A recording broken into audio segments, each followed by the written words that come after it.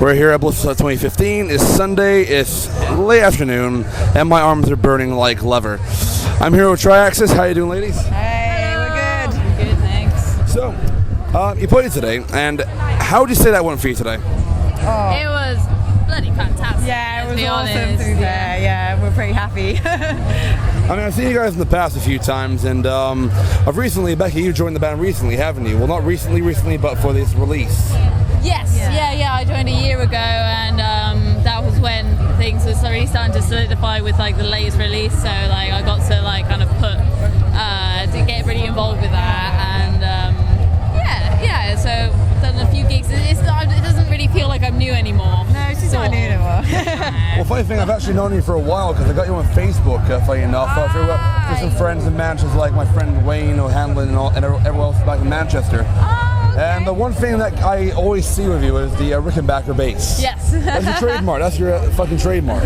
So, I mean, since joining the band, I mean, how's it been for you, personally? Personally, it's been a lot of fun. Like the band having been around for a while, it's really nice to meet all the fans that have been following for a long time, and it's just they're very welcoming of me so far. So that's really nice to have that. So, you guys have played shows in the past, like with Queenswyche and also with Raven and also Girls' School, of course, on your side before Becky joined. I mean, how has it come together now playing Bloodstock after playing these kinds of big shows?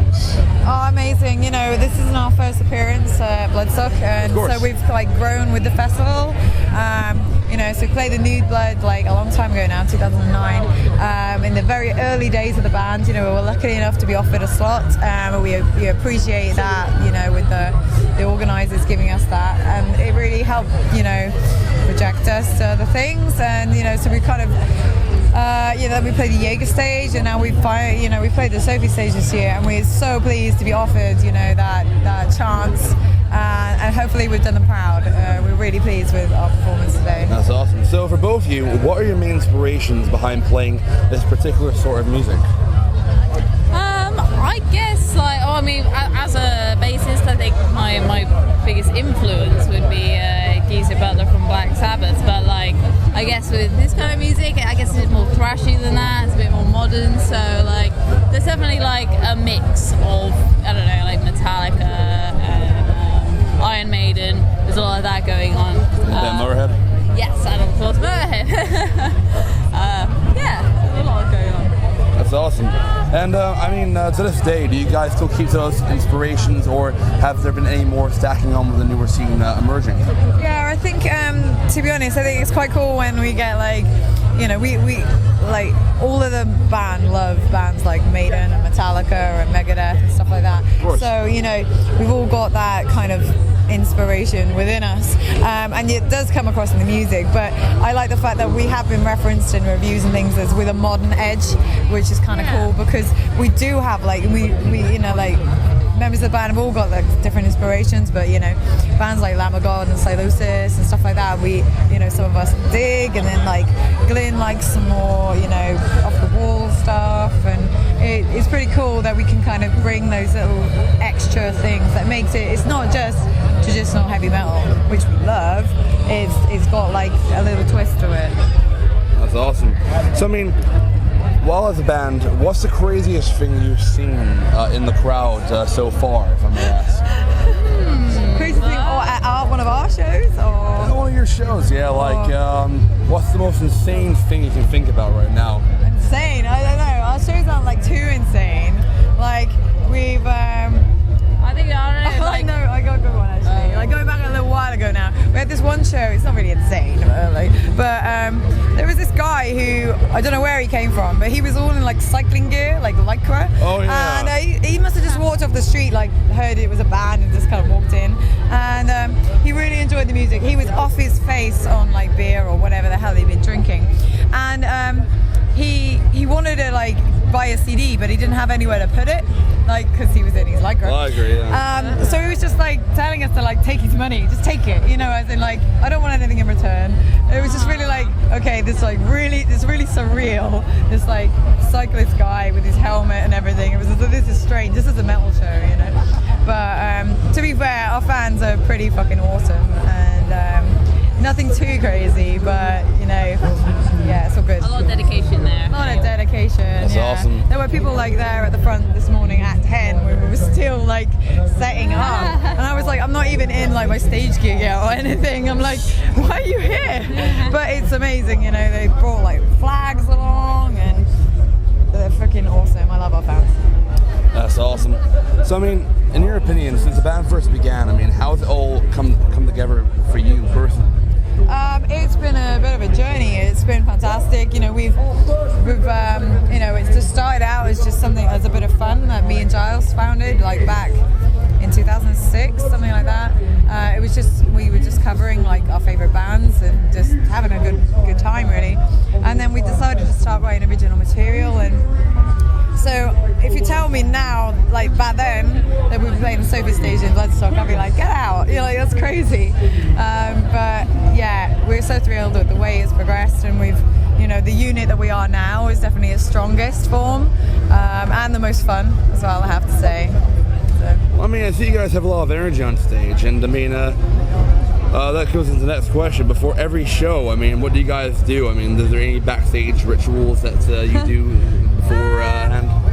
Sometimes Becky has the cider. Chrissy will do a vocal warm-up. Glenn does a lot of stretching, because he gets kind of weird stretching, crazy stretching where he's like really his whole body, and you're just like, dude, like you're just moving your fingers, right? Well, like, but he's, he does like full body stretching. Warm up on our instruments and stuff, and there's nothing too crazy, just pretty standard for most bands, I guess. Yeah, I see what you mean. And what's been one of the best runs for you guys so far, like touring-wise?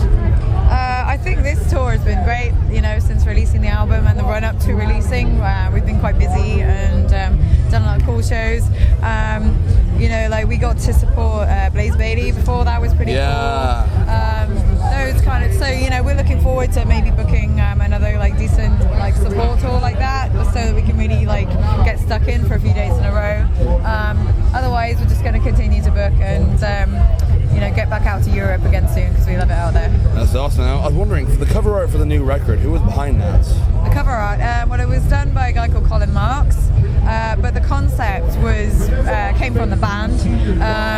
Basically, when we were writing the lyrics for the song 0 Hour, we kind of thought like that this would make a great cover, and that the album should be called it as well. It was one of those moments where it was like, that is the name of the, because we up till not long before didn't know what the album was going to be called. Of course. And we were like, we need to like get the cover art made, otherwise we're not going to have an album.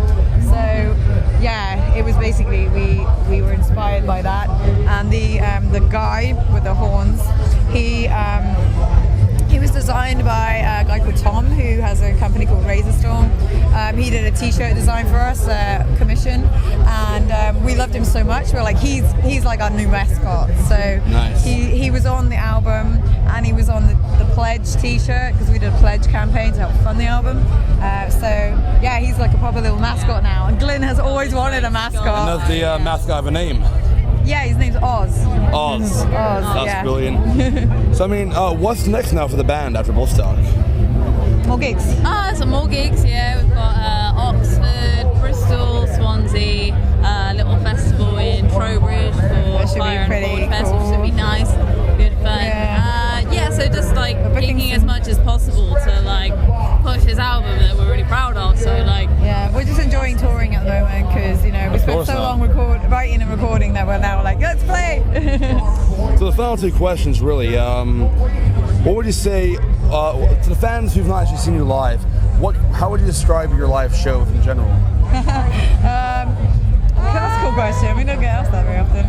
it's pretty kick-ass. Pretty, yeah. Kind of high energy. We like to keep it like fast-paced, and we like to have a lot of fun. So it was that kind of thing. It's a lot. There's a bit of silliness, but obviously we're not. I get told that I smile a lot on stage. Like, I'm like having fun. Well, Dave from Maiden can do it. I can smile too. You've got to have fun. Otherwise, what's the point? Of course. And finally, for the fans listening back home, do you have anything for them to hear and look forward to? What you mean on the? In general, really, like for future shows around those tour dates. Yeah, so all our dates will be on our Facebook, which is facebook.com/Triaxis, or on our website, which is triaxis.info. And yeah, all our shows will go on to there. And yeah, we'll just hook up a show soon and come down and have a good time. That's awesome. Well, thank you very much for your time, ladies. It's been a pleasure. Thank you. This has been Michael J. Coyle of Metal Temple, and stay